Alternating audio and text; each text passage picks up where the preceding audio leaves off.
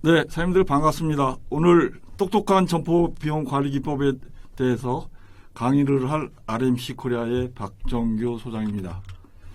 저는 이제 주로 우리 소상공인들에 대한 강의와 컨설팅을 주로 하고 있고요. 제가 주로 이제 맡고 있는 분야는 음식업하고 서비스업, 기타 유통, 소매유통에 대해서 주로 이제 강의를 하고 있습니다. 제가 그동안 강의하고 있는 분야는 이제 소매 유통 분야의 어떤 상권 분석부터 시작해서 사업 타당성, 상품 관리, 기타 어떤 우리 사장님들이 필요하시는 점포 운영 기법에 대한 제반적인 사항을 강의하고 있다는 것을 말씀드리고요. 저는 이제 주로 유통업에서는 한 25년 근무를 했고, 현재는 이제 전통시장의 상인대학 교수와 기타 이제 관련 기관의 컨설턴트로 활동을 하고 있습니다. 자, 오늘 제가 이제 1시간 동안 우리 사장들하고 나눠야 될 내용은 크게 목적으로 저는 3가지를 갖고 왔습니다. 요즘 이제 코로나가 지나가고 많은 환경 속에서 우리가 굉장히 좀 어려움이 있습니다. 과거에 제가 이제 강의를 할 때는 어떻게 하면 매출을 올릴 것이냐, 이렇게 많은 부분에 대해서 마케팅 기법에 대해서 강의를 했습니다만은, 최근에는 이제 그런 기법보다는 이 코로나 팬데믹 현상 속에서 어떻게 우리가 이제 대응을 해야 될 것이냐 하는 거에 고민을 하기 시작하는 것 같습니다. 그래서 이거에 대한 이제 강의 카테고리로 저는 오늘 1시간 동안에 우리 사장님들하고 한 3가지 정도를 좀 이렇게 공유해 보려고 합니다. 첫 번째는 과연 점포 비용의 관리를 통해서 우리가 이익을 향상시킬 수 있는 방법이 뭘까? 물론 가장 이상적인 방법은 매출을 증가시켜서 이익을 발생하시는 것이 가장 이상적입니다만은, 최근 상황 같은 경우는 그게 녹록한 상황이 아니고 있습니다. 그래서 실질적으로 어떻게 비용 관리를 통해서 우리 사장님들이 이익을 발생시킬 수 있을까 하는 관점에서 한번 공유를 해보고요. 두 번째는 그렇다면 이 많은 이제 우리 사장님들이 잘 관리를 하고 있습니다만은, 이게 이제 가장 중요한 부분이라고 할 수 있는데, 이제 우리가 관리하는 이제 손익분기점입니다. 즉 어떤 고정비와 변동비, 그래서 또 거시적으로 제가 재무에 대한 어려운 딱딱한 거를 말씀드리려고 하는 게 아니고, 실질적으로 알고 계시는 고정비, 임대료라든지 어떤 임차료, 수송료비라든지 재반 비용이 있습니다만은, 우리 가게에서 일어나는 고정비와 변동비는 과연 어떤 것이 있는지, 또 우리 사장님들이 직접적으로 앞으로 이 점포를 운영함에 있어서 내가 어떤 비용 관리를 해야 하는 부분에 대해서 간단한 좀 이해를 하고요. 세 번째는 실질적으로 우리가 이제 실천할 수 있는 비용 관리 기법에 대한 것을 이렇게 말씀을 드리면서 이제 주어진 1시간 강의를 좀 시작하려고 합니다. 자, 큰 타이틀은 앞에 보듯이 점포 비용 관리를 통한 이익 발생 구조에 대한 이해. 두 번째는 점포 비용에 대한 구조분해. 그다음에 똑똑하게 점포 비용 관리를 하기 위해서는 어떻게 해야 할 것인가. 네 번째는 똑똑한 점포 비용 관리를 하기 위해서 우리 사장님들이 내년도, 후년도까지 어려워지는 환경 속에서 우리가 어떻게 관리를 하면서 좀 슬기롭게 내 가게를 자구책을 마련하면서 대처해 나갈 수 있을 것이냐 하는 이 4가지 테마를 가지고 말씀을 드리겠습니다. 자, 큰 테마로 첫 번째는 점포 비용 관리에 대한 구조 이해입니다. 자, 제가 이제 말씀을 드리고 싶은 것은 코로나에 대한 어떤 수많은 매출 증가 방법에 대해서는 앞에 여러 강사님들이 말씀을 드렸을 것 같습니다. 다만 저는 비용 관리적인 측면에서 지금 현 상황을 좀 녹록하진 않지만 현 상황을 짚어보도록 하겠습니다. 자, 우리 많이 최근 2, 3년 동안에 우리 사장님들이 들었던 언택트라는 단어는 많이 들었을 것 같습니다. 즉 사회적인 비대면 체계라는 것이겠지요. 이런 우리가 상상도 못했던 코로나19가 2019년에 12월에 갑자기 찾아오면에 따라서 우리가 뜻하지도 않은 언택트라는 단어를 많이 들었는데, 저는 앞으로 이 코로나 현상이 일어나는 현상 속에서는 다시 한번 콘택트, 즉 대면에 의한 접촉에 의한 대면 체계에 대한 어떤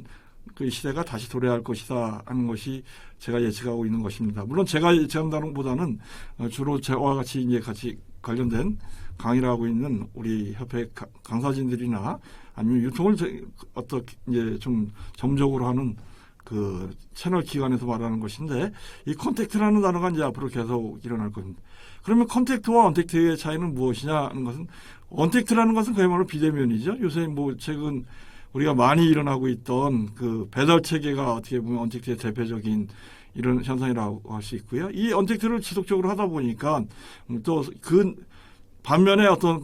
이 언택트 비즈니스를 하시는 분들은 어떤 매출 증가라는 어떤 이익의 효과도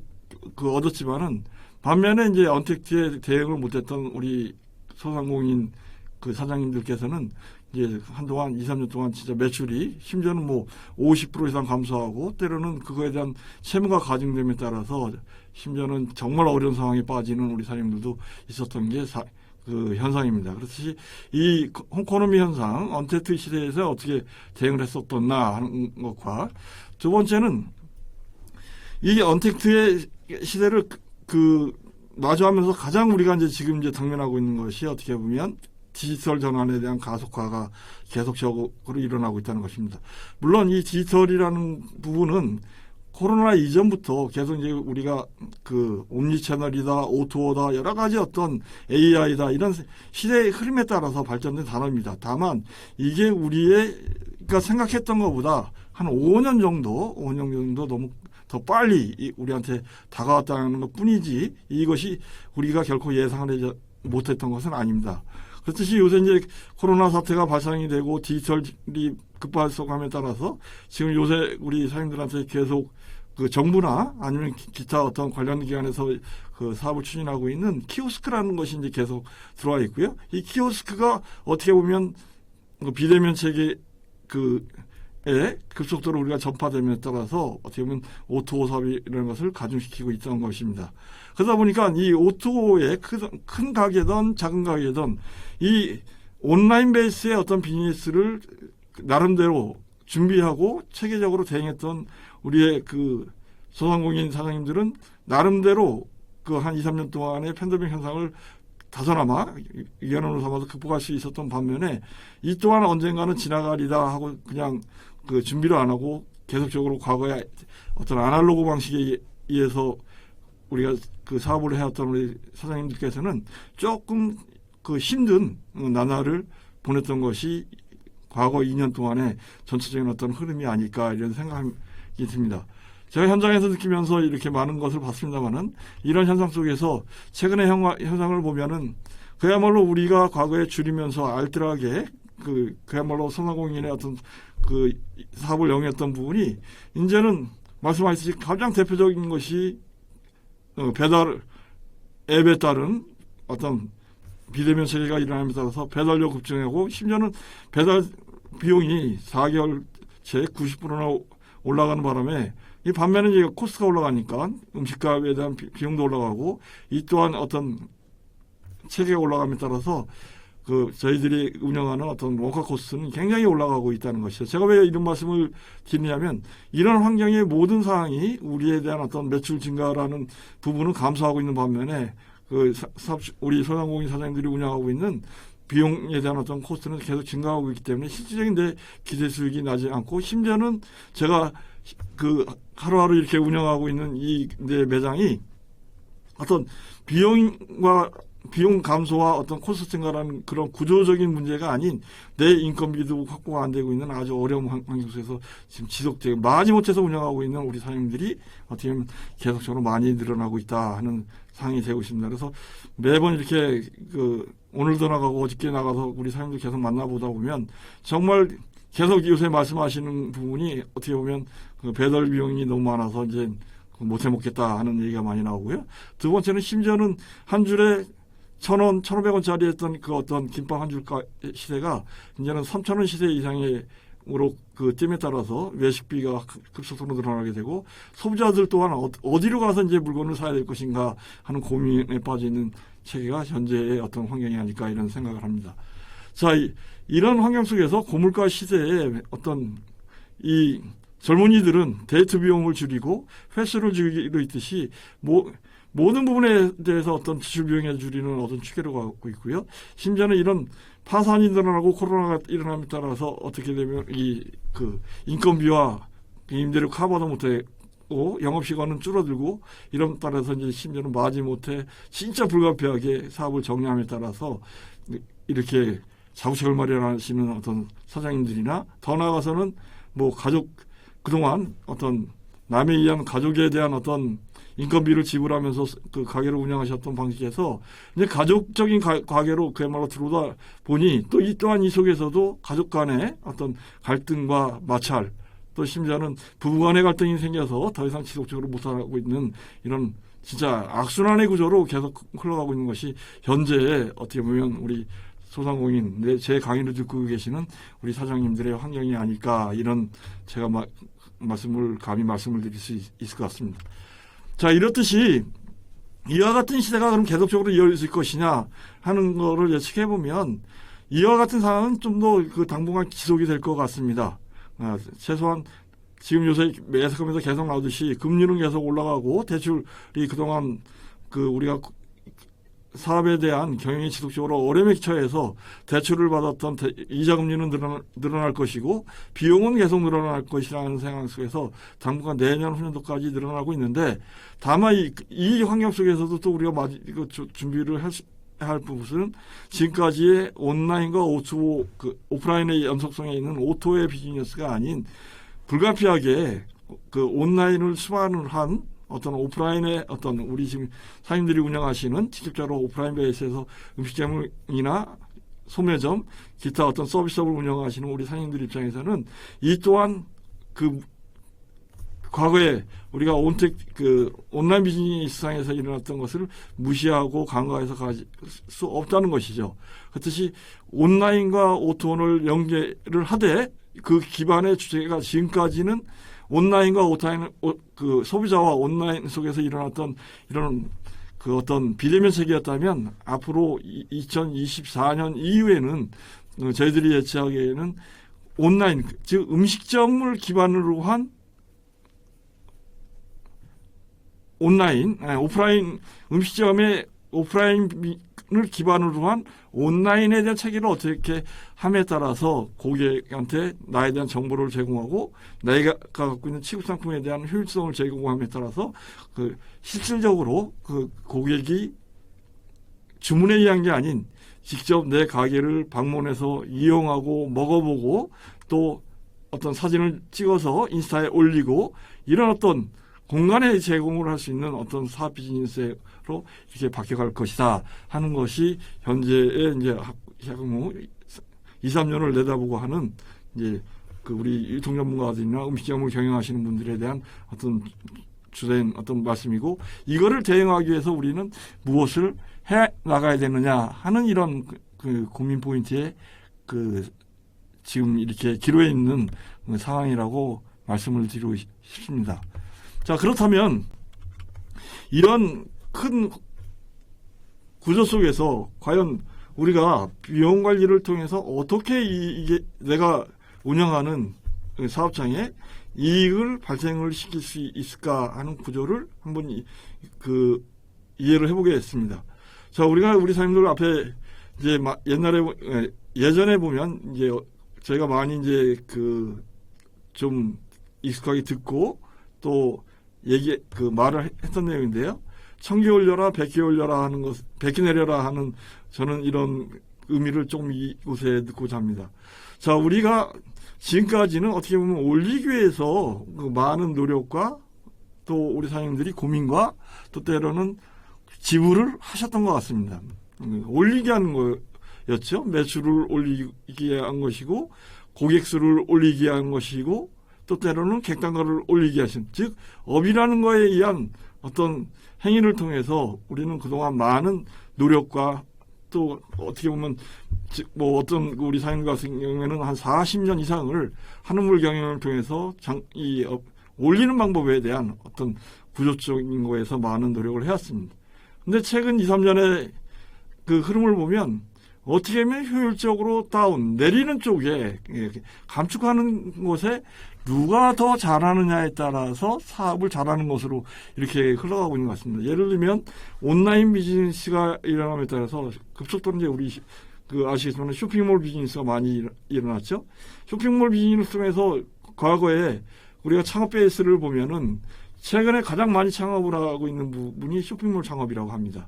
최근 3, 4년 전과 현재 비했을 때 과거에 예를 들어서 20, 30만 개의 어떤 불과 30만 개 어떤 쇼핑몰 창업자가 있었다 그러면 현재의 흐름대로 보면 거의 60만 이상의 베이스를 넘어간다고 합니다. 그 많은 사람들이 어떻게 보면 쇼핑몰 창업 속에서 일어나고 있는 것이죠. 근데 쇼핑몰 창업이 일어나고 있는 것은 보면 앞에 있는 구조가 같다는 것입니다. 디지털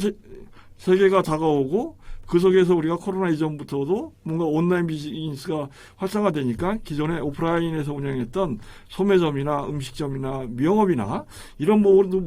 부분 속에서 어떻게 보면 온라인 사업 속에 가격 경쟁력도 지게 되고 또 내가 준비도 안 돼 있고 이런다 보니까 실질적으로 내가 어떻게 대응해야 될 것인가 하고 간망과 또 이렇게 어떻게 보면 좀 약간 무관심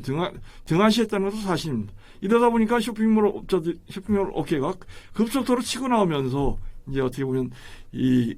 주도권을 잡기 시작하고 있는데요. 대표적인 게 보면은 우리가 유통업에서 보면은 그 쿠팡과 UMF라는 것입니다. 쿠팡이 코로나가 발생하기 이전에 2019년까지만 해더라도 보면 2020년이라든지 2021년 이후에는 쿠팡은 더 이상의 적자를 버티지 못하고 진짜 망할 것이라고 하는 것이 한간에 저희들이 온라인 비즈니스를 했던 사람들의 그 입담이었습니다. 그렇지만 코로나가 오면 따라서 어떻게 하면 쿠팡인 올해 흑자를 그 짧은 시간 동안에 흑자로 전환하는 계기가 되었듯이 급속도로 어떻게 보면 이 주도권을 잡고 이 유통의 판세를 뒤흔들고 있다는 것입니다. 근데 이 또한 이 속에서 일어나는 것이 뭐냐면 실질적으로 이거를 같이 따라갔던 우리 이제 그 개인적으로 하는 소상공인들에 대한 어떤 그 자영업자들에 대한 쇼핑몰 사업이라는 거예요. 물론 상품에 대한 그 구색이 많이 드러나고 중국이나 그 동남아시아로부터 소싱과 직구 이런 걸 흐름을 통해서 상품에 대한 흐름에 대한 것은 많이 그 향상이 되고 이거에 따라서 구매를 통해서 판매를 일으켰는데 실질적으로 하다 보니까 너무 앞서가는 바람에 또 때로는 그 OEM 방식에 의한 어떤 상품을 제조해서 이익을 어떤 자기의 어떤 마진을 좀 더 내기 위한 방법이었겠죠. 그렇지만 실질적으로 이제 판매가 안 됨에 따라서 그 재고로 뭐 심지어는 1억, 심지어는 어떤 분들은 2, 3천만 원의 어떤 재고를 가지고 가면서 처리도 못하고 어떻게 보면 앞에서는 매출을 일으켰지만 뒷부분에서는 그 재고로 지금 남아 그 어떤 부동재고로 남아서 어떻게 그 판매도 못하고 손실을 어떻게 떨어야 될 건가 하는 이런 고민에 있는 그 사장님들이 많이 있더라 하는 것을 최근 제가 이렇게 다니면서 그 지켜볼 수가 있었습니다. 그렇듯이 우리가 사업장을 운영함에 대해서 가장 중요한 것은 어떤 비용을 줄이고 어떻게 이익을 내는 구조를 알 것인가 하는 관점을 지금까지는 운영의 관점에서 봤다면 이제는 어떻게 보면 내 가게를 경영하는 관점에서 한번 이렇게 보면 그 내 가게를 한번 이렇게 되돌아보는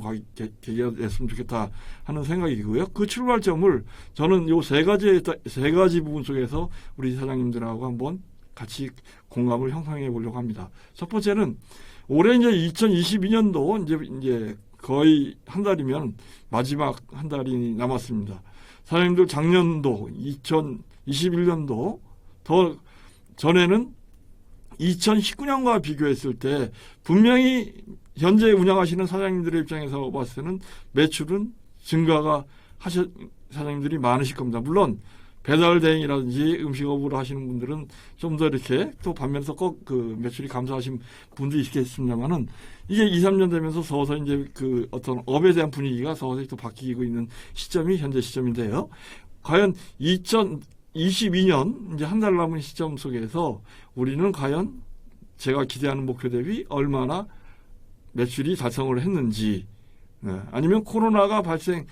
이전에 한참 매출이 증가되고 잘 나갔던 시점에 대비해서 현재 매출이 어느 정도 도달되고 있는지 한번 이 부분에 대해서 우리 사장님들이 체크를 해봐야 될 것 같고요. 두 번째는 만약에 이 감소하고 증가했다 그 비중이 있다면 왜 증가가 했는지 하는 부분에 대한 것입니다. 물론 요새 이제 올 상반기만 해서 보더라도 사회적 거리가 좀 완화되기 이전 좀 붐이 돌기 전에는 매출이 그렇게 오르지는 않았습니다. 근데 요새는 이렇게 최근 6개월 동안 이렇게 그 많은 소상공인 분들을 만나서 얘기하다 보면 그래도 매출은 증가를 하고 있다는 것입니다. 다만 매출에 비해서 이제 원가율 자체가 올라가다 보니까 실질적인 이익에 대한 것은 더 줄어들었다는 얘기예요. 그럼 원가율에 수반이 되는 비용이 여러 가지가 있겠지요. 물론 업종마다 소매업, 음식업, 서비스업에 대한 차이는 있겠습니다만은 실질적으로 음식업과 소매업과 음식업의 비용을 보면은 좀 차이는 있겠습니다만은 음식업은 재고를 보유하지 않는 반면에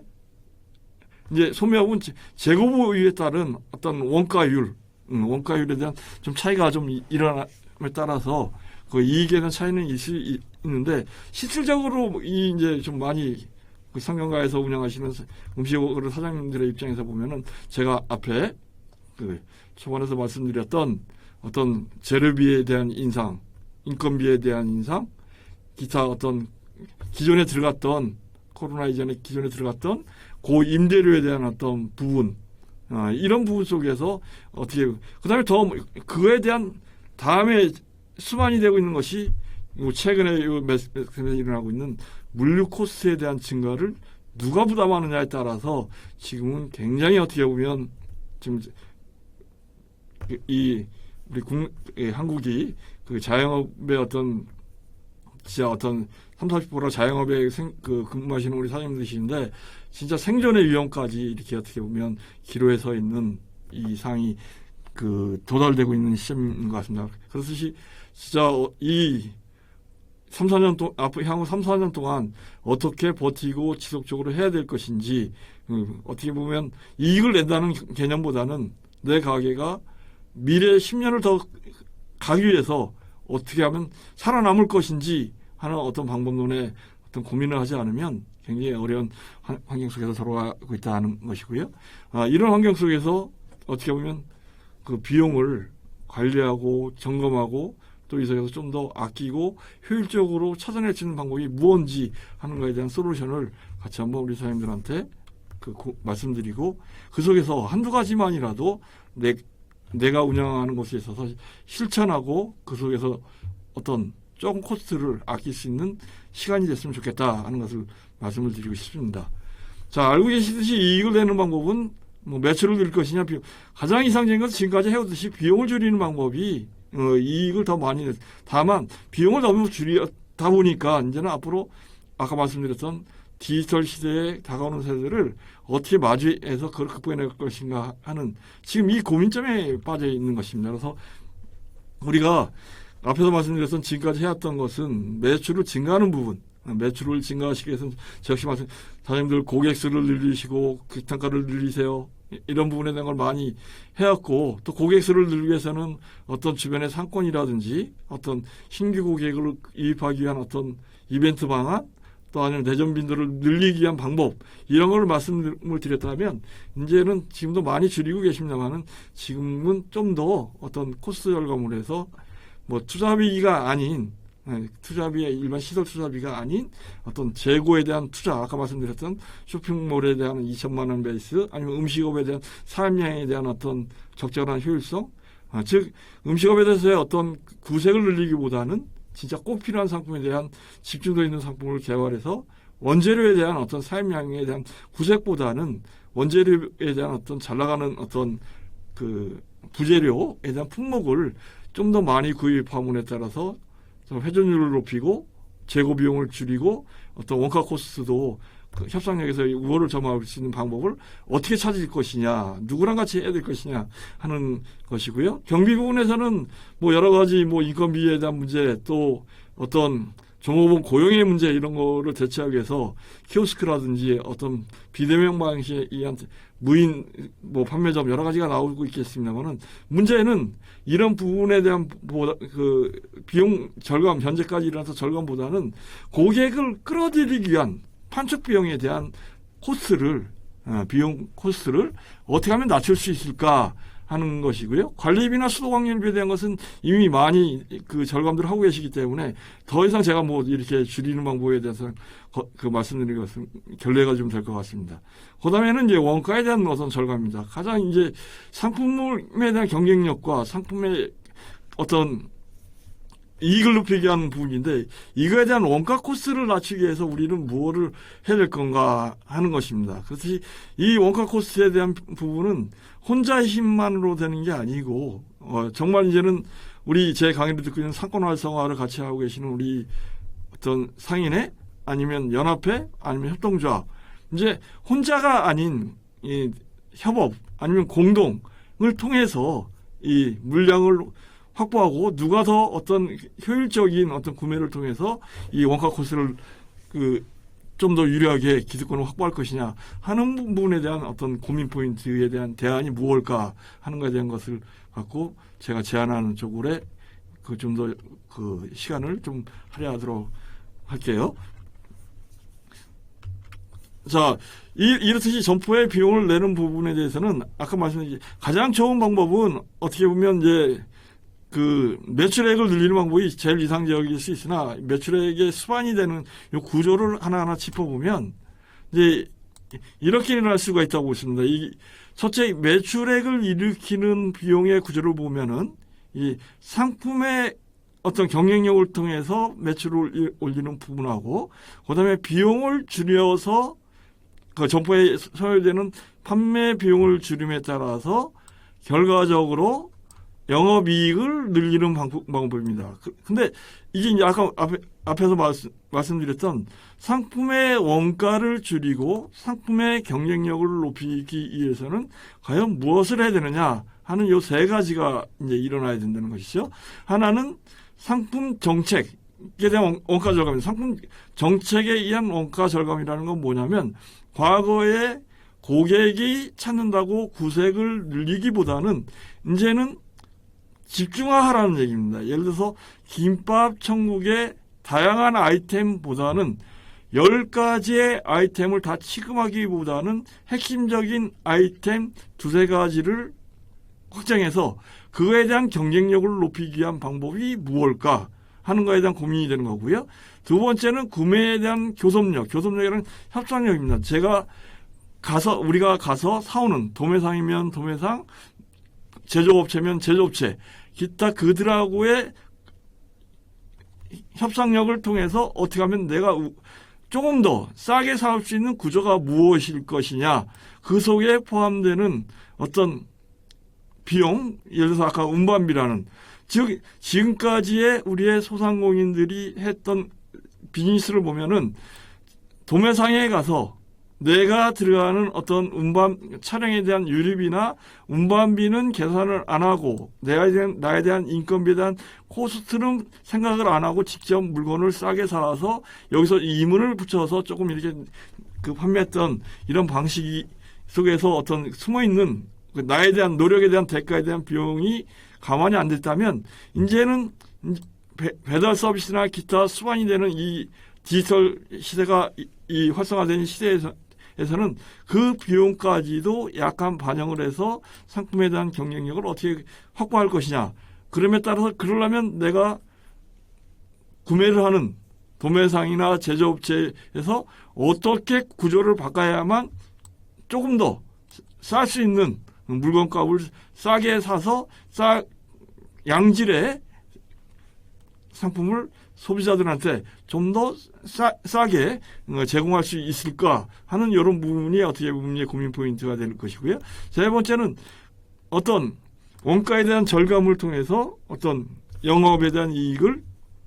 어떻게 대한 마진율, 쉽게 보면 마진율을 늘릴 것이냐 하는 구조인데 이 마진율을, 즉 이익률을 늘리는 구조 속에서는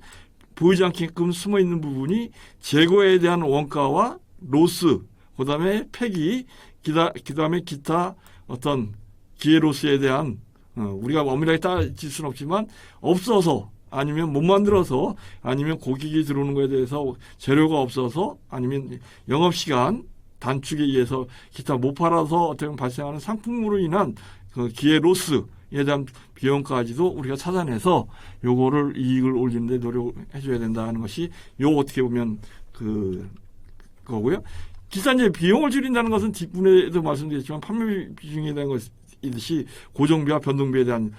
건데 이거에 대한 것은 비용에 대한 것은 뭐 그리 시간이 많이 들이는 부분이 아니기 때문에 어떤 이런 부분에서는 간단하게 뒷부분에 터치하고 중점적으로 어떤 이 상품에 대한 관리를 통해서 어떻게 하면 내가 비용을 절감시키고 어떤 경쟁력을 확보해 나갈 것이냐 하는 것에 대한 그 포인트를 두고 좀 중점적으로 설명을 드리려고 합니다. 자, 이 이제 두 번째 큰 타이틀은 점포 비용에 대한 분해인데요. 앞에서 이제 타이틀을 말씀드렸던 것은 이제 우리가 이제 우리가 그 가게를 운영하고 사업을 하시면서 그동안 이제 해오셨던 이익을 늘리기 위해서는 매출을 올려야 되고 비용을 줄여야 된다는 것은 어떤 기본적인 상황 속에서 잘 알고 계신 사항이고 또 해왔던 부분입니다. 그리고 지금까지 해왔던 부분 속에서 어떻게 보면 매출을 올리기 위한 거에 마케팅 기법이나 어떤 운영 관리를 해오셨다면 이제 조금 더 그 해왔던 부분에 대해서 이제는 어떻게 보면 코스를 좀 더 관리하고 효율적으로 집행할 수 있는 부분이 무엇일까 하는 부분에 대해서 좀 이렇게 해야 된다는 당위성에서 쭉 말씀을 드렸고요. 자, 두 번째 시간에서는 그렇다면 점포의 이제 비용을 관리하기 위해서 도대체 알고 계시지만 어떻게 비용 관리를 하라는 얘기냐 하는 부분에 대해서 이제 두 번째 타임으로 갖고 이제 말씀을 드리려고 합니다. 그러려면 이제 점포의 비용 속에서 분해라는 것은 조금 더 우리가 들어가는 비용에 대한 것을 한번 이제 전문성 있게 조금 쪼개서 보자는 얘기예요. 어떻게 쪼개서 보느냐? 두 개라는 거죠. 분해라는 건 그야말로 이제 나눠서 보자는 얘기죠. 그래서 그 나눠서 본다는 것은 두 가지로 하나는 우리가 이제 매출에 상관없이 지금 매출에 상관없이 고정적으로 나가는 비용은 뭐고 실질적 그 매출의 연동이 됨에 따라서 움직이는 비용은 무엇일까 하는 것에 대한 흐름인데요. 고정적으로 나가는 것을 가지고 이제 고정비라고 하는 것이고, 알다시피 그 말 그 자체도 그대로입니다. 변동비라고 하는 매출의 연동에 따라서 어떻게 보면 나에 대한 어떤 그 코스트가 연동성이 있다는 것이 라는 거예요. 그렇듯이 어떻게 보면 이 단어의 의미에 그대로 이제 어떻게 보면 우리가 이제 그 뜻이 들어가 있는데 그렇다면 고정적으로 발생하는 건 다 알고 있습니다. 예를 들어서 이제 우리가 알고 있는 고정비라는 것은 그야말로 이제 이런 거죠. 예를 들면 임차료 같은 거 고정적으로 이제 이게 매출이 많던 적던 상관없이 고정적으로 이제 다만 이제 미리 5년 계약을 하더라도 착한 이제 건물주를 만나서 이 시대가 바뀌니까 1년 사이에 연동적으로 연간으로 해서 임대료를 좀 낮춰주고 높여주고 하는 그 착한 어떤 건물주가 있다면 좋은데 대부분 그런 건물주가 없다 보니까 대부분 이제 어떤 임차료에 대한 부분을 약간의 어떤 그 움직임의 여유를 갖고 있을 수 있으나 그 실질적으로 어떻게 보면 고정비성에 강한 음식적인 비용으로 다 우리가 알고 있는 거고 그다음에 두 번째는 이제 감가상각비라는 것입니다. 그동안 우리가 어떤 사장님들이 운영하시면서 좀 잘 효율적으로 알고 계시는 사장님들은 이제 감가상각비라는 개념을 알고 계시는데 감가상각비라는 개념을 이제 안 갖고 계시는 사장님들이 대부분 소상공인들이 많습니다. 그럼 감가상각비라는 건 뭐냐? 대부분 보면은 이제 가게를 운영함에 있어서 기업이 성장하는 배경에서는 투자를 통해서 어떤 시설이라든지 아니면 인적 투자라든지 어떤 투자를 통해서 투자에 의한 어떤 수익을 확보하는 쪽에 어떤 경영을 한다 그러면 우리 소상공인 사장님들은 대부분 그런 여건이 안 되죠. 그러다 보니까 처음에 시작할 때 어떻게 인테리어 비용이나 어떤 이 부분 속에서만 투자를 한다 그러면 이 투자성에 대한 것이 실질적으로 8년, 예를 들어서 이제 업종별로 차이는 있겠습니다만 음식 업종 경우에는 8년, 아니면 이제 도소매 업종 경우에는 5년, 기타 다른 업종에서는 제조업종에는 10년 이렇게 약간의 어떤 차이를 줄 수 있는데 내가 투자한 비용에 대해서 매월 무기적으로 어떻게 보면 이렇게 차감을 하고 까나가야 된다는 거예요. 그래서 실질적으로 5년이 지나거나 8년이 지나거나 기타 어느 일정 기간이 지나면 내가 고객을 다시 유치하고 새로운 고객을 흡인하기 위해서 어떤 새로운 투자를 해야 한다는 생각을 갖고 이렇게 사업에 투자해야 되는데 대부분 아시다시피 우리 소상공인 사장님들은 그렇게 되지가 않겠죠. 그 이유는 한편으로 보면은 이제 내가 임대를 하고 있기 때문에 남의 건물에는 투자를 안 하기 때문에 이렇게 투자를 안 하고 운영하겠다는 이런 것들이 있겠지만은 어떻게 보면 그 정도의 여건이 어떤 허락되지 않기 때문에 어떻게 보면 이런 그렇지만 고객들의 이제 매출을 올리기 위해서 또 보면은 이제 일정 기간이 되게 되면 그 가게에 대한 리모델링도 해줘야 되고 또 심지어는 요새 이제 느끼듯이 아날로그 시대의 어떤 우리가 입식에 이에서 어떻게 그 입식 테이블에 의한 어떤 구조 속에서 그 영업을 했다고 하면 요새는 대부분 이제 한 3, 4년이 전만 이렇게 보더라도 급속도로 변화하기 때문에 모든 식당이 이제 어떤 우리가 지금같이 제가 앉아있던 그 좌식 테이블에 의해서 바뀌듯이 어떤 시설 투자에 대한 어떤 기반이 들어가지 않으면 고객을 또 새롭게 어떤 흡입할 수가 없다는 거고요. 대표적으로 이제 또 코로나를 통해서 느꼈을 수도 있었던 것은 어떻게 보면은 그야말로 이제는 사업장이 누가 더 환기시설을 잘 갖추고 있느냐 하는 것과 과거에는 매장이 넓었던 어떤 규모를 갖고 있는 사장님들이 나름대로 음식이든 소매점이든 그런 분들이 어떤 또 이익을 내고 또 수익을 냈다고 하면 오히려 코로나 현상으로 인해서는 그분들이 더 어렵고 고임대료를 버티지 못하고 어떻게 보면 큰 손실을 보고 있었던 것이 이런 어떤 고정비용에 대한 어떤 관리에 대한 것에서 우리가 이제 어떤 리스크가 있었냐 없었냐를 볼 수 있어서 맞습니다. 그다음에 그 사람에 대한 부분, 그다음에 어떤 회의비에 대한 부분이 이런 기타를 볼 수 있고요. 그다음에는 변동비에 대한 부분입니다. 변동비라는 것은 매출과 비례하면서 그냥 매출이 늘어남에 따라서 이렇게 수익 현상으로 일어나는 그 상황인데 이거를 보면은 변동비는 단기적으로 보면 그 타당한 범위가 되겠지만은 또 지속적으로 이렇게 되다 보면은 그 매출이 올라가는 만큼 어떤 또 비용 즉 대표적인 게 뭐냐면 우리가 요새 그 음식점의 사례를 보면 배달 코스트입니다. 한동안 쿠팡이나 이런 배민 같은 게 처음에 들어오지 않을 때는 고정 비용으로 몇 프로의 수수료를 했지만 이제는 또 이 흐름을 바꿔서 매출액이 연동이 됨에 따라서 어떤 우리가 배달 코스트도 이렇게 늘어나는 이런 구조를 바꾸듯이 어떤 그 배달 비용과 어떤 포장비에 대한 비용 이런 부분이 어떻게 보면 어떤 우리가 보면 변동비에 대한 가장 큰 그 영향을 줄 수가 있다고 보고요. 크게 봤을 때는 이제 소매업과 어떤 도매 일반 제조업계의 비용이겠지만 이제 그 변동비에 대한 거는 주로 차지하고 있는 것이 도소매 제조 기타 어떤 서비스 공이 들어가는 것이 매출에 대한 원가와 어떤 배달 비용 뭐 좀 더 이제 그 제조업 조건에 대한 외주에 대한 가공 비용 그다음에 공장에서 쓰는 소모품 비용 뭔가 음식점에도 어떻게 보면 들어가는 어떤 기타 그 판매 수수료 이런 부분이 어떻게 보면 변동비라고 볼 수 있죠. 그래서 주로 이렇게 크게 이제 알고 계시지만 이게 원천이 된다고 하는 이렇게 두 가지의 비용 관리를 보면 고정비와 변동비인데 고정비는 이익의 실현을 그 자주 하듯이 낮을수록 어떻게 보면 특히 이제 배달업을 대행을 했던 분들은 그 로드의 어떤 고임대료 예를 들어 150, 200만 원의 임대료를 주는 게 아니고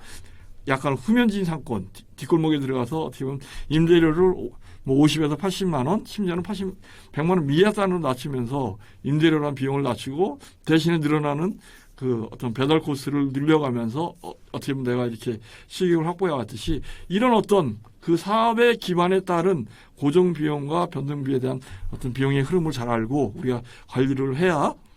한 푼이라도 이익을 더 얻을 수 있다 하는 것이 어떻게 보면 우리 사장님들한테 그 전달 드리려고자 하는 이익이고요. 요즘 이제 가장 또 어려운 부분이 뭐냐면 이제 지불 이자에 대한 부분입니다. 그래서 과거에 소상공인에 대한 어떤 코로나 자금이라든지 이런 부분에 1.5% 심지어는 2%더 나아가서는 3, 4%대 어떤 그 금융기관에 어떤 대출을 받아서 우리가 좀 더 그 흐름을 타고 왔다면 지금 요 최근에 보면은 계속 금리 인상은 일어나고 우리가 지금 빌리셨던 어떤 그 금리에 대한 이런 그 대출금에 대한 도 상한에 따라서 이렇게 좀 그 이자 비용이 또 증가하고 있기 때문에 매년 2월, 3월 달에 이 정부에서 일어나는 소상공인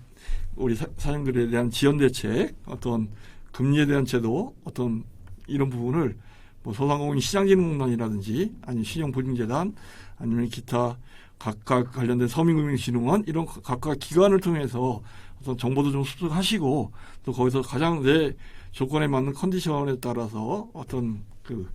위기 대응을 할 수 있는 어떤 고민도 지금부터 이렇게 서서히 해보시는 것도 이제 좀 하나의 우리가 리스크 관리를 할 수 있는 큰 변동일 것 같고요. 변동비에 대한 것은 지금 이제 우리가 음식점을 일반 음식점이나 그 도소매업을 하시는 사장님들의 관점에서 보면 특히 이제 재료비에 대한 그 재료 보관 아니면 재료비에 대한 코스트 절감, 그다음에 배송비, 그다음에 사업 비용에 대한 그 증가 대책을 이제 해야 된다는 거 했듯이 실질적으로 우리가 이제 이런 그 흐름 속에서 해보면 근데 뭐 우리 사장님도 말씀하시듯이 많지 않다는 걸 알고 있습니다. 그렇듯이 우리가 직접 컨트롤할 수 있는 비용이 있고 또 비용이 할 수 없지만 하여간 뭐라도 하나라도 줄인다는 생각을 가지고 어떻게 보면 이렇게 그 접근하지 않으면 줄일 수가 없다는 것이죠. 하나는 이제 제가 가끔 가다 보면은 이 비용이라는 것은 보면 너무 이제 어떻게 보면 그 우리 사장님들 입장에서 줄인다 입장에서 보면은 이제 그거를 관리하는 종업원들이나 그걸 따라가는 입장에서는 정말 힘든 분도 있지만 서로 줄인다는 목표와 또 줄임에 따라서 이 발생하는 어떤 그 이익금 코스를 서로가 우리가 효율적으로 또 사업운영으로 그 끌어내는 데 쓴다 그러면 나름대로 어떤 의미가 있는 어떤 관리 대책이 되지 않겠느냐 하는 생각을 합니다. 그래서 우리가 이 모든 비용을 보면 우리 사장님들한테 이제 그쪽 한번 이렇게 이 관리 대한 비용을 보고 한번 편안한 마음으로 이렇게 좀 지켜보신다고 생각하면 꼭 이것만큼은 이렇게 한번 다시 한번 이 강의를 드리면서 이렇게 한번 짚어보시면 될 것 같습니다. 자, 과연 내가 하루에 얼마의 매출을 발생을 시켜야만 내가 내 인건비를 포함한 나의 인건비, 나의 인건비라는 기준은 각각이 다르실 겁니다. 예를 들어서 연세가 많으신 사장님이 원하는 수익도이나 신규로 창업하신 사장님들의 수익이나 뭐 같을 수도 있고 다를 수도 있죠. 다만 사장님들이 기대하시는 수익을 반영해서 한 달에 어느 정도 팔아야 될 것이냐 하는 목표에 대한 매출액을 설정을 해 주십사는 거고요. 이 매출액이라는 것은 실질적으로 나를 지탱하고 나를 컨트롤할 수 있는 하나의 어떤 큰 지표가 된다는 것을 말씀을 드리고 싶습니다. 다만 제가 왜 이런 말씀을 드리냐면 가장 이렇게 많은 그 컨설팅을 수행하면서 많은 부분 속에서 이렇게 물어보면 대부분 이런 부분에 대해서 알고 계시면서도 관리를 안 하세요. 그 이유는 관리를 못해서가 아니고 물론 때로는 관리를 해봐야 남는 게 없다고 말씀을 하시지만 실질적으로 그 숫자에 의한 그 관리를 하지 않으면 내가 무엇을 어떻게 컨트롤해야 될 건지 방법론을 찾아내기가 어렵기 때문에 그렇습니다. 그렇듯이 지금까지 그 어떤 그 세무조사나 아니면 기타 뭐 관리를 하는 심지어는 또 사장님들이 말씀을 안 하시는 이유를 물어보면 사모님들과 사장님들이 매출을 이렇게 같이 똑같은 매출을 관리하는 게 아닌 각각의 매출을 관리하기 때문에 합산의 매출이 안 맞는 나는 그 의미도 이제 한가는 말씀들 하고 계시는데 그런 의미가 아닌 실질적으로 사모님과 종업원 아니면 우리 사장님이 추구해 나가는 한 달에 내 가게를 운영하고 지탱하기 위해서는 어느 정도의 매출을 달성해야 한다. 물론 그것이 연간 매출로 똑같다는 건 아닙니다. 계절에 따라서 어떤 업종은 겨울철에 지금부터 시작해서 내년도 3월달까지 어떤 매출이 일어나는 업종이 있는 반면에 어떤 업종은 예, 지금 지났지만 6, 7, 8, 9 이 성수기 날씨가 더웠을 때 이 매출이 일어나는 업종이 있듯이 이거를 달성하기 위해서 우리는 무엇을 해야 될 건가 하는 어떤 지표를 잡기 위한 이함입니다. 그렇듯이 이 분해를 통한 어떤 구조를 만들어야 될 것 같고요. 자, 이거에 대한 구조를 만들기 위해서는 이와 같은 어떤 고정비와 변동비에 대한 어떤 절감을 어떻게 해야 될 것이냐는 절감 포인트를 알아야 되는데, 고정비를 낮춘다는 것은 결과적으로 신속하게 어떻게 보면 물건을 회전이 있게 팔고, 또 어떻게 보면 그 제품에 대한 어떤 중요성을 알면서 스피디하게 대응을 해야 된다는 것이고, 변동비를 좀 절감시키는 방법은 그야말로 매입원가를, 사회원가죠. 사회원가와 로스, 재고를 어떻게 보면 절감을 시킬 것이냐 하는 이런 큰 지표를 갖고 있습니다. 그래서 이 절감을 하는 부분은 뭐 다 우리가 하고 있는 거를 조금 더 이렇게 앞에서 말씀드린 거 부연해서 이제 정리해서 말씀드리면, 경비를 절감하는 부분에 대해서는 그 인건비를 좀 이렇게 감축한다. 인건비 줄인다는 것은 이미 많이 줄였기 때문에 더 이상 줄 수 없을 수 있습니다. 그렇지만 지금 인건비를 이제 어떻게 보면 좀 더 쓰는 입장이 돼야 될 것 같은데, 지금도 잘하고 계시듯이 지금 이제 그 어떤 파트의 개념으로, 과거에는 정직원과 그 계약 직원이다 이런 개념이었다면, 이제는 그 계약 직원의 개념이 아닌 시급 베이스로 해서 어떤 효율성 있는 어떤 근무 스케줄에 대한 파트를 어떻게 짜야 될 것이냐 하는 고민이 될 것 같습니다. 이거에 대한 키포인트는, 과거에는 나를 중심으로 한 어떤 아르바이트를 구하는 시간에 대한 어떤 효율성을 제공했다면, 이제는 그런 부분이 아니고 어떻게 보면 아르바이트에 적정한 타임에 아르바이트 기능에 의한 것을 일에 포커스를 맞추고 그 시간대에 어떻게 보면 그 사람을 적절하게 활용할 것이냐 하는 어떤 생각을. 그렇다면 여기서 이제 우리가 준비해야 될 거를 말하면, 내 관점, 사용자 관점에서의 어떻게 보면은 근무 인원을 쓴다는 관점보다는 어떻게 보면 일을 중심에 깔아놓고 이 타임에 이 업무가 적합한 인력을 어떻게 보면 채용해서 이 사람을 몇 시간만 쓸 것이냐 하는 거에 대한 어떤 구조에 대한 변경으로 바뀌어가야 될 것 같다. 그러면서 그런 구조 속에서 놓고 그거를 가지고 기계화하는 디지털 쪽에, 예를 들면 대체할 수 있는 인력이 있는 수단, 그게 뭐 키오스크가 됐던 AI가 됐던 아니면 오더를 할 수 있는 뭐 배달에 대한 어떤 체계가 됐던 이런 부분에 대한 것을 할 수 있다면 그 부분에 가야 되겠지만, 심지어는 그런 부분이 안 된다면 이제 앞으로 그 인원에 대한 것을, 꼭 필요한 인원을 효율적으로 어떻게 쓸 것이냐. 앞으로 이제 우리가 지금 그 다가올 세계를 보면, 향후 한 2년이나 3년 후가 되면 우리가 계속 얘기 나왔던 어떤 드론과 로봇, 이런 부분 속에서 굉장히 어떻게 보면 지금도 시장에서 일이 많은 부분에서 활약을 하고 있는데, 이런 부분이 우리 어떤 이 음식점이나 소소매를 하시는 사람들한테는 더 급속도로 어떻게 보면 이제 더 다가온다는 얘기죠. 그래서 그런 부분에 대한 기능을 활용할 수는 있지만, 실제로 그거를 활용하지 못하는 주방의 인력을 대체한다든지 이런 부분 속에서는 어떤 효율적으로 우리가 인원을 쓰기 위한, 어떤 인원을 쓰되 어떻게 하면 인건비를 효과적으로 쓸 수 있는 방법이 뭘까 하는 거에 대한 고민이 지금부터 이제 시작이 될 것 같고요. 그 다음에 점포 관리비를 줄이는 거에 대해서는 뭐 지금 임대료를 낮춰야 되는데, 임대료를 낮추는 비용에 대해서는 지금 요새 그래도 어떤 지금 한간에는 그 부동산 임대료가 많이 떨어지고 있는 반면에, 향후 어느 날에는 어떻게 보면 또 임대료라는 부분도 또 줄어들 여유는 좀 있지 않을까, 이런 생각도 좀 해봅니다. 그다음에 판매 촉진비를 줄이는 거라든지 어떤 영업의 이자를 줄인다든지, 아까 이런 부분 중에서는 앞에서 말씀드렸던 여러 가지의 이 속에서 다 포함이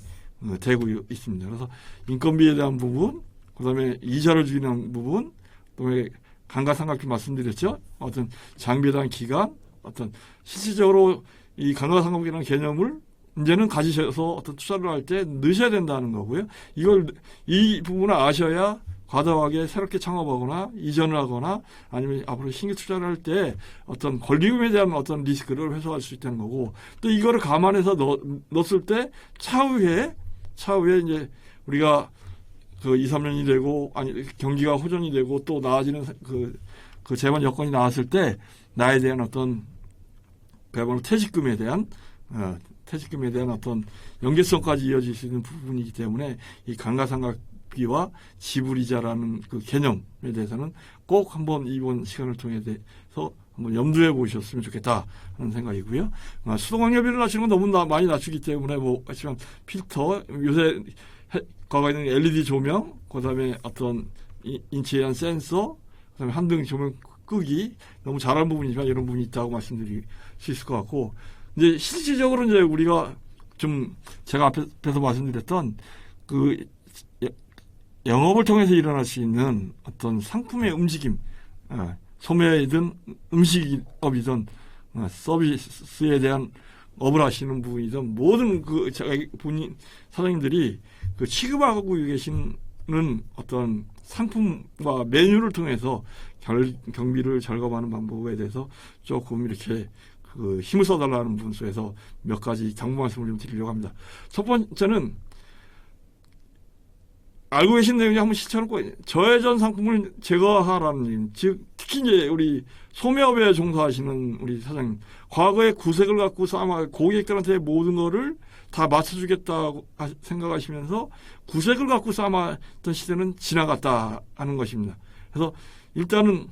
신상품을 개발하기에는 굉장히 어떻게 보면 어렵다고 생각하시지만 저는 어떻게 보면 상품을 개발하고 신규 상품을 구입하기에는 굉장히 쉽다고 생각합니다. 반면에 거꾸로 상품에 대한 것을 저해전 상품, 안 나간 상품을 빼기가 더 어렵다는 것입니다. 빼기가 왜 더 어렵느냐? 첫 번째는 과거에는 모든 것들이 반품을 받아가지고, 특히 이제 요새 보면은 이제 그런 부분이 많이 일어나고 있는데, 이제 온라인 비즈니스를 하고 계시는 분이 앞으로는 대부분 이런 부분이 더 많이 일어날 것 같은데, 반품과 어떤 온라인 비즈니스 반품이 많이 일어나다 보니까 실질적으로는 여기에 수반되는 왔다 갔다 하며 일어나서 물리비용이라든지 아니면 재고비용이라든지 기타 이런 부분 속에서 비용에 대한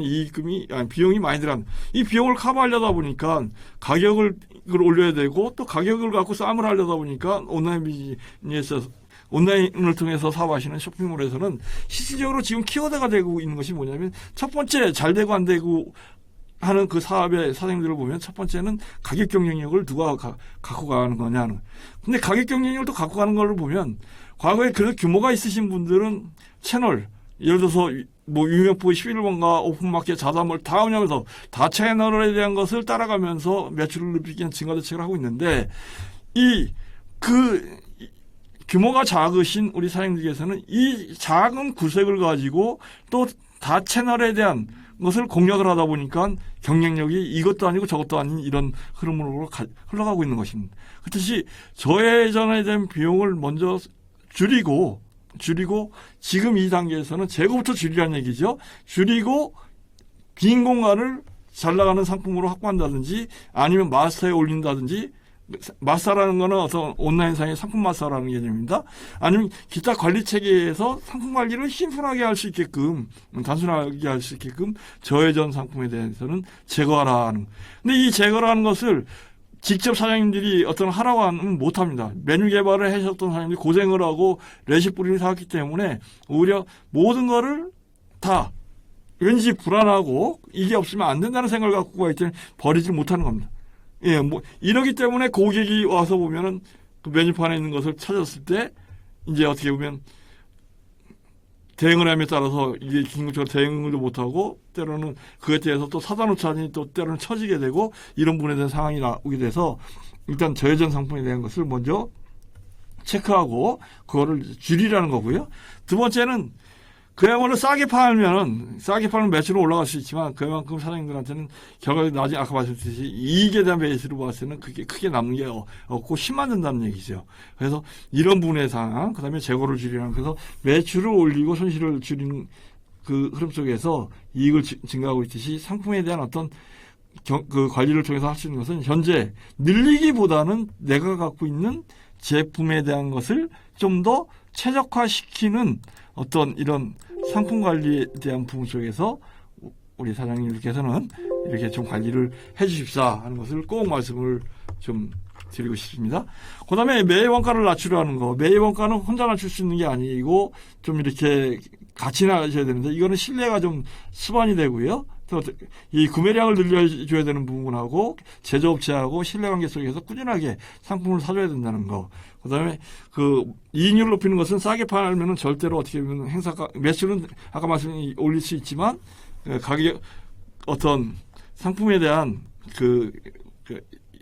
원가 코스가 높아짐에 따라서 어떤 내가 갖고 가는 이익률이 줄어들기 때문에 상대적으로 이익률은 감소할 수밖에 없다. 그렇듯이 어떤 내가 판매하는 상품에 대해서는 적정한 어떤 가격에 대한 상한선과 하한선을 분명히 정해놓고 그거에 대한 관리를 해주셔야 된다는 것이 어떻게 보면 상품 관리를 통한 경비 절감. 그다음에 로스를 최고화한다는 거고요. 담보수를 줄이라는 것입니다. 자, 이렇게 앞에서 이렇게 쭉 말씀드렸던 어떤 것을 짚어보면 첫 번째는 자, 비용을 관리를 통해서 이익을 늘리는 구조와 환경에 대한 것을 그 첫 번째 시간에는 말씀드렸고요. 두 번째는 비용 속에서 과거에 어떤 많은 강사님들이 매출을 올리기 위한 방법론에서 말씀을 드렸다면 저는 비용을 관리를 하기 위해서 비용에 대한 속성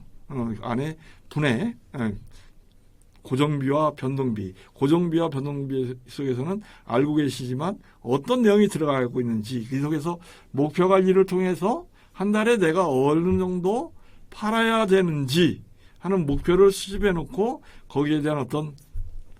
관리 체계를 만들어 가야 된다는 거, 또 비용에 대한 수반 체계를 만들어 가야 된다는 거고요. 그거에 따라서 내가 무엇부터 줄이고 관리를 해야 되는 것인지 하는 것에 대한 것을 말씀드렸는데 이 말씀드린 것에 대한 것을 어떤 단순하게 우리가 수반되는 비용보다는 상품 관리를 통한 이 원가 코스, 가격 결정력 어떤 이런 부분에 대해서 좀 더 집중도 있게 관리를 해 주십사 하는 부분에 대한 것을 중점적으로 말씀을 좀 드렸습니다. 자, 마지막에 시간이 별로 없기 때문에 제가 이제 마지막으로 말씀을 드리고 싶은 것은 그렇다면 이 주어진 환경 속에서 어떻게 해서 도대체 비용 관리를 해야 된다는 얘기냐 하는 것에 대한 것을 핵심 포인트 몇 가지만 말씀을 드리면서 제 강의 주어진 시간의 강의를 마치도록 하겠습니다. 자, 첫 번째는 아까 말씀드렸듯이 계속적인 어떤 모두 말씀드렸던 이게 어쩔 수 없이 이제 갈 수 있는 것은 우리가 아날로그 시대에서 디지털 시대가 이제 계속적으로 이제 도래하고 갈 수밖에 없다는 것입니다. 그래서 이게 어떤 환경이 이제는 이 모든 우리 소비자들의 습관도 그렇고 유통 환경도 그렇고 음식점의 환경도 그렇고 우리가 살며 살아가는 어떤 이 흐름 속에서 이제는 우리가 해야 할 것은 어떤 사업장 운영에 대한 방식과 어떤 나에 대한 고정관념 또 나에 대한 어떤 그 틀에 박혔던 어떤 우리의 어떤 그 고집 이런 거를 좀 이제는 버려야 되지 않을까 하는 생각이고요. 이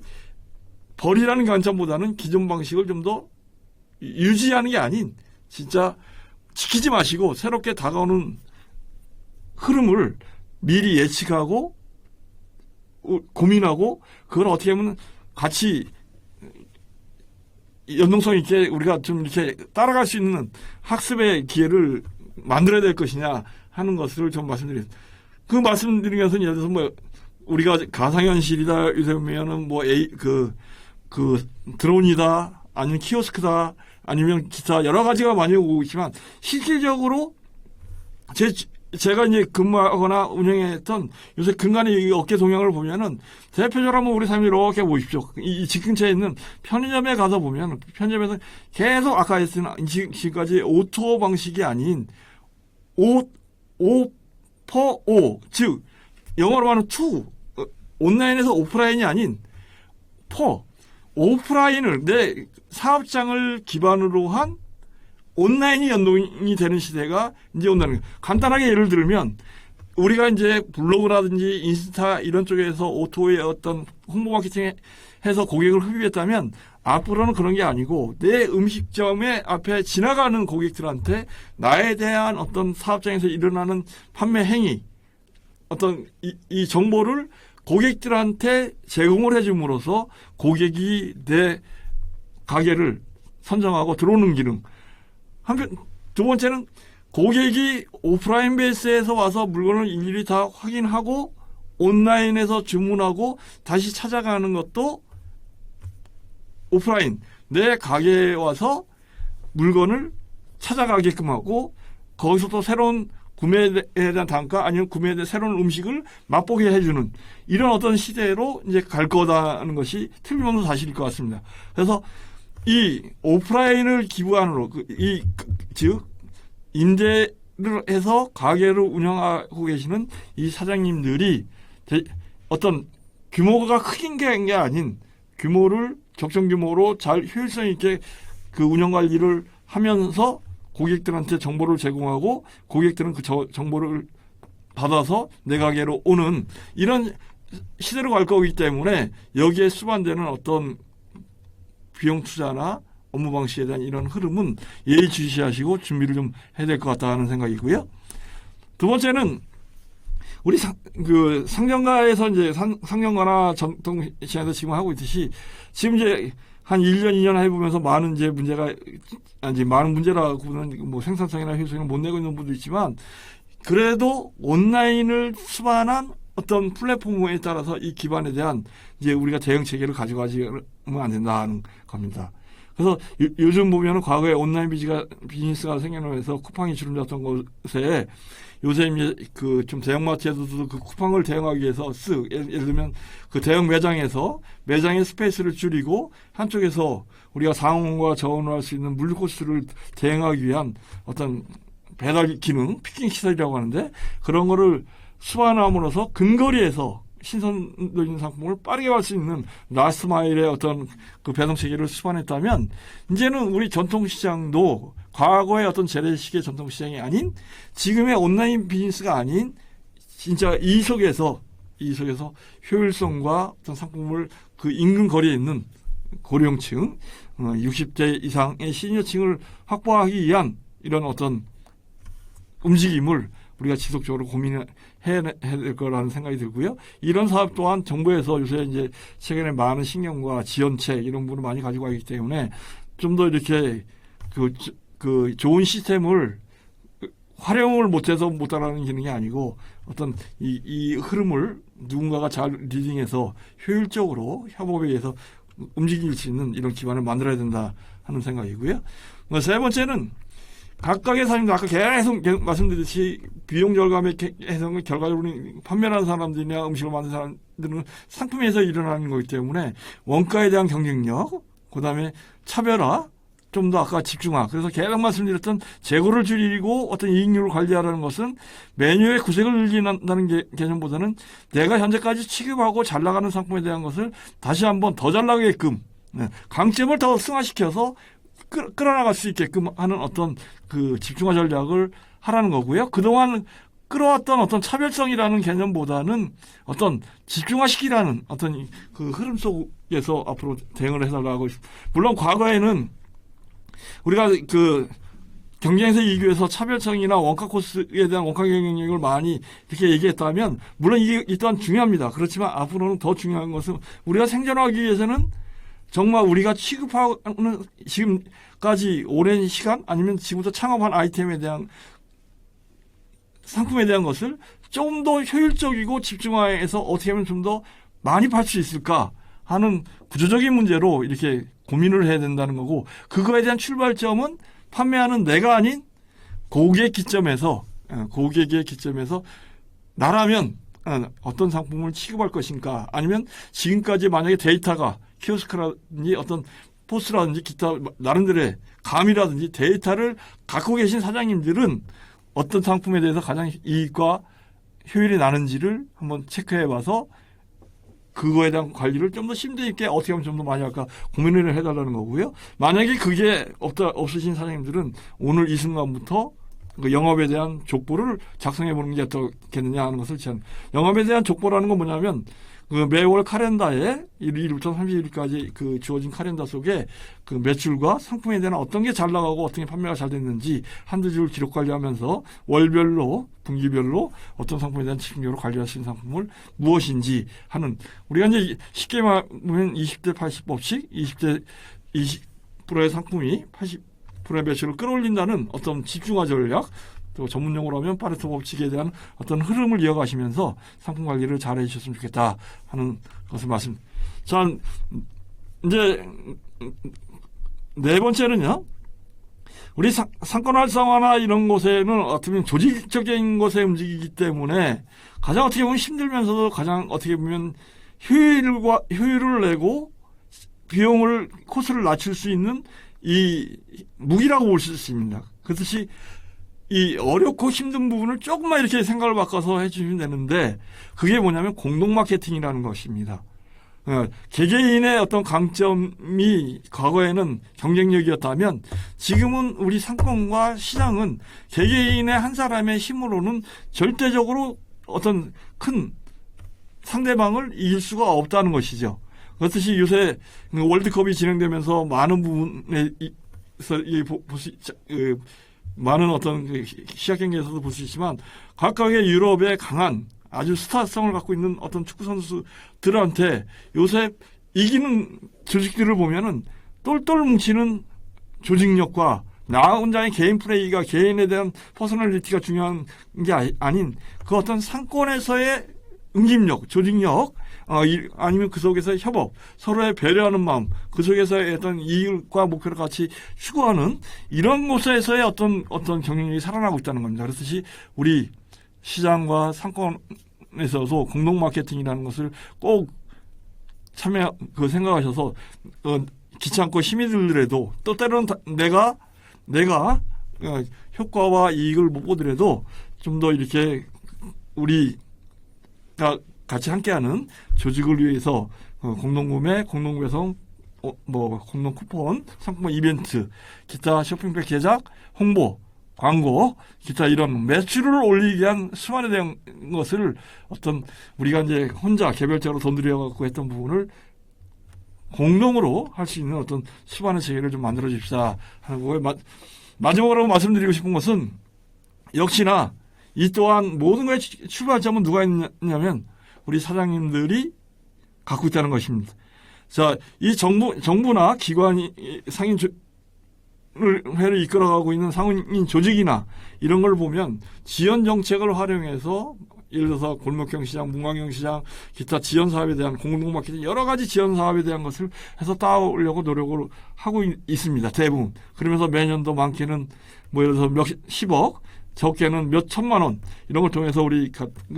이 상권 활성화에서 노력하고 있는데 거기에서 이제 조금 더 우리 사장님들이 힘을 좀 보태주십사 하는 것은 실질적으로 그거를 이용해서 효과를 내고 내 가게로 어떤 고객을 끌어들이고 창출을 해내는 것은 동일한 상권 동일 내의 어떤 조직이라고 하더라도 그 속에서 내가 어떻게 움직이고 내가 그걸 어떻게 활용하느냐에 따라서 이제 어떻게 보면 빛을 발해 볼 수가 있다고 생각합니다. 근데 대부분 보면은 우리 사장님들이 그거를 몰라서 못하는 경우가 있고 또 알면서 방법을 몰라서 하는 경우가 있는 것 같습니다. 그래서 방법을 몰라서 하는 부분에 대해서는 상인회를 이끌어 나가는 옆에서 주변 기관이나 이런 분들 많은 부분에 대해서 이제 드리고 있는데 어떤 자구 체계에서 차별을 하고 안 하고 하는 거에 대한 흐름은 결과적으로 내목이라고 봅니다. 그래서 그런 내 목을 남한테 탓하지 말고 실질적으로 내 가게를 이끌어가기 위한 자구책 마련에 대해서는 실질적인 우리 지금부터 노력하고 학습하고 더 나아가서 이제는 그만둘 거야 하는 마음보다는 향후 10년을 끌어나가기 위해서 경쟁력 있는 내 가게를 잘 이끌어 나가고 하는 긍정적인 마인드로 이렇게 좀 바라보고 참여를 해 주십사 하는 것을 말씀을 드리고요. 마지막 이제 마치면서 말씀드린 것은 항상 활성화를 상권 활성화나 어떤 시장의 활성화를 위해서는 같은 목표, 꿈, 또 고객을 위한 진진 어린 어떤 서비스 우리가 기본으로 지켜야 된다는 것을 갖고 있지 않습니까? 말로만의 친절이 아니고 말로만의 어떤 청결이 아닌 진짜 고객들이 무엇을 원하는지 하는 관점에서 고객 관점의 어떤 흐름을 파악하고 해줘야 되고 간혹가다 아직도 보면은 과거의 방식에 의해서 트러블을 일으키고 싸움을 하고 온라인에 대한 것을 흐름을 따라가면서도 온라인에 대한 것을 대응을 못하시는 이런 부분에 대한 우리 상인 조직이 있는데 그런 부분이 아닌 진짜 옆에 흐름을 갖고 사업을 이끌어 가시는 어떤 임원이나 조직체의 어떤 뜻 있는 그 관계를 이렇게 하면서 함께 요즘 유행하고 있는 가치라는 어떤 동행의 어떤 흐름을 잘 이끌어 나가신다면 정말 우리가 해당 상권에서 최고의 뭐 예를 들면 각 지역에서 최고의 상권, 또 그 상권으로 고객이 모이고 그 속에서 우리 상점가로 고객이 들어와서 실질적으로 매출을 향상시키는 이런 쪽의 흐름으로 이어진다는 이런 그 프로세스를 말씀드리면서 어떤 비용 관리라는 부분 속에서 이렇게 쭉 접근해 나가시되 한편으로는 목표를 향해서 공동 마케팅과 공동의 목표 또 내가 참여를 해야 한다는 어떤